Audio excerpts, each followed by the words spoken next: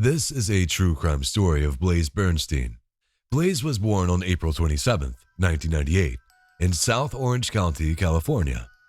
He was known for his bright and kind-hearted nature. Gideon, his dad, worked in finance, and Jean, his mom, left her legal career to raise Blaze and his siblings, so family was always a big part of Blaze's life.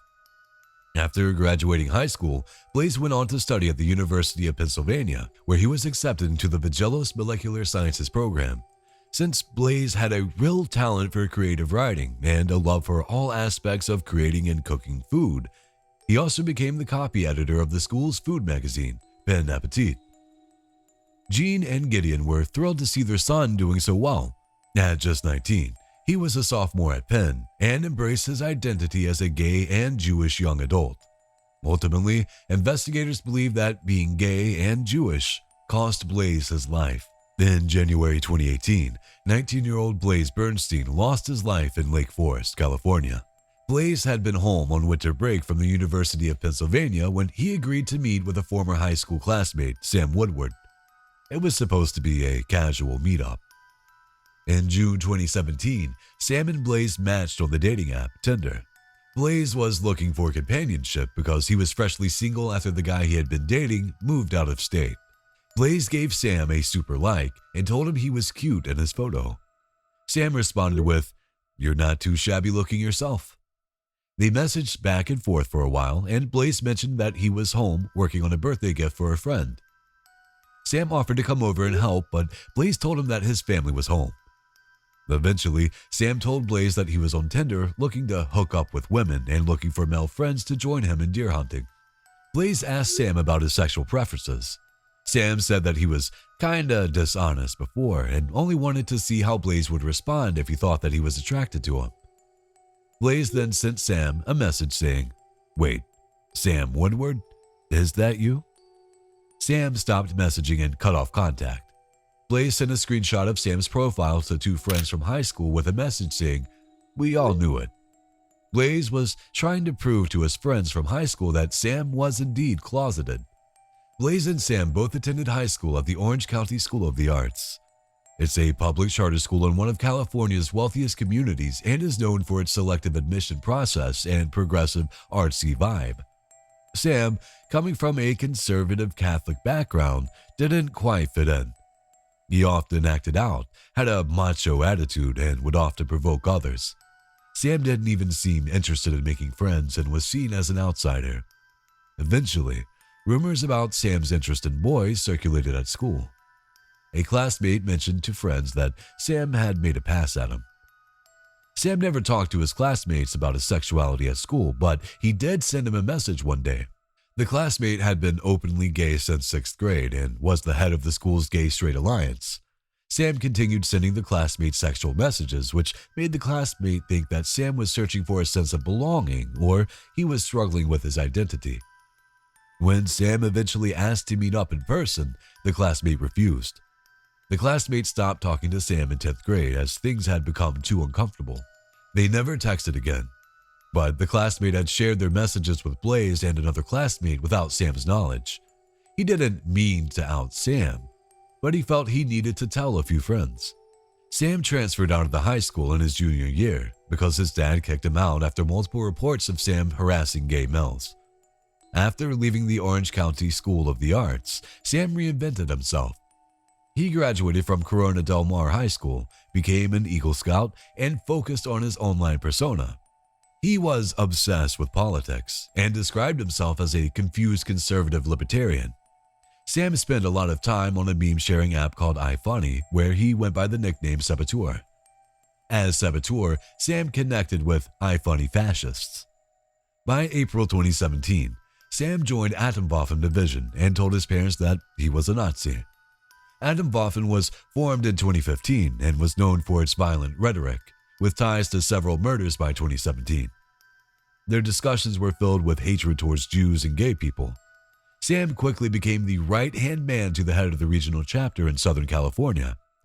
According to their chat logs, Sam was deeply involved in their ideology and was responsible for finding new members.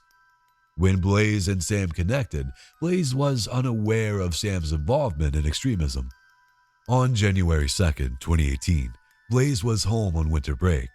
Blaze was glad to be home and happily prepared a day after New Year's feast for his family. After dinner, Jean was going to take Blaze's younger sister to a sleepover. Before leaving for the sleepover, they noticed that Blaze was on his phone. They did not know that Blaze was chatting with Sam through the Tinder app. They also didn't know that Blaze was making plans to go out. It just so happened that on January 2nd, Sam and Blaze matched again on Tinder. Sam apologized for what had happened before between them. Sam said that he had been going through a weird time and that he was doing better. Blaze said that he was glad that he was doing better, but he really didn't care. Sam then asked Blaze about liking his Tinder profile. He said, "Why did you like me if you didn't care?" "I'm confused." Blaze admitted that he really was attracted to his profile, and he didn't initially realize that it was him. Blaze told Sam that he really didn't think that he was straight. Next, Sam asked if anyone else was reading their messages. Then Sam said, "I might make an exception for you." Blaze wasn't amused and answered, "We've already done this prank, Sam." Sam wanted to move the conversation over to Snapchat because messages disappear unless the user saves them. So, Blaze and Sam started chatting on Snapchat. Blaze sent copies of some of their messages to his friends. He told them that having sexual relations with Sam would be legendary. At 10:37 p.m., Sam told Blaze that he would come pick him up. Sam arrived at Blaze's home at close to 11 p.m. They drove down the hillside to the Foothill Ranch Town Center, where they hung out under the orange glow of the Hobby Lobby sign. Foothill Ranch Town Center is near Borrego Park. At 11:36 p.m., while still hanging out with Sam, Blaze sent a message to his friend Lily. The message said, "I did something really horrible for the story." He then quickly sent another message that said, "But also, no one can ever know." That was his last message. Sam was reportedly the last person to see Blaze alive. At first, Blaze's family didn't realize he was missing. They grew worried when he missed a dental appointment the next day. This was uncharacteristic for Blaze, who was always punctual. His parents searched his computer and social media and saw that there was one message saved by Blaze from a Snapchat with Sam. It was the address to their home. So, Gideon contacted Sam. Sam told Gideon that he and Blaze went to Borrego Park, and he claimed it was the last place he saw Blaze. According to him, Blaze walked off into the park around midnight, saying he was going to go get another friend who would be a surprise. Sam said that after a while, he searched for Blaze himself but wasn't able to find him. Blaze's parents knew something was off, so they filed a missing persons report. An investigator was assigned to the case and decided to check out Borrego Park. The investigator was trying to familiarize himself with the area when he spotted Sam Woodward walking by. They spoke, and Sam recounted the meeting with Blaze and mentioned that Blaze had kissed him, which made him angry. According to Sam, Blaze apologized after the incident. Sam told the investigator that he found homosexuality disgusting, yet admitted that the idea of being with another man intrigued him. Then he showed Jensen the route that he claimed to have taken while searching for Blaze. Sam told the police that after he couldn't find Blaze, he decided to visit his girlfriend's house. Interestingly enough, Sam didn't know her last name or address. During police interviews, investigators noticed dirt caked under Sam's fingernails and scratches on his arms. Sam claimed that the dirt was from falling in the mud, and said that he was part of a fight club, which resulted in the scratches.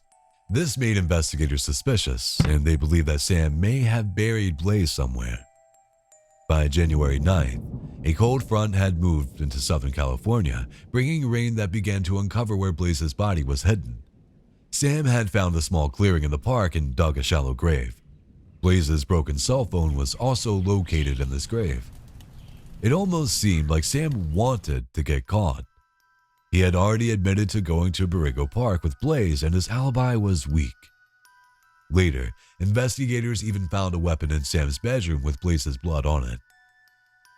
On January 17, 2017, Samuel Woodward was arrested and charged.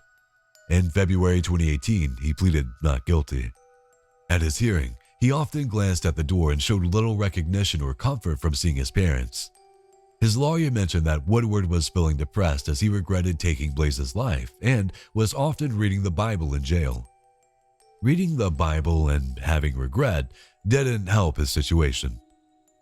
In August 2018, 2 additional charges were filed against Woodward for committing a hate crime. Prosecutors believed that Blaze was targeted because he was gay and Jewish.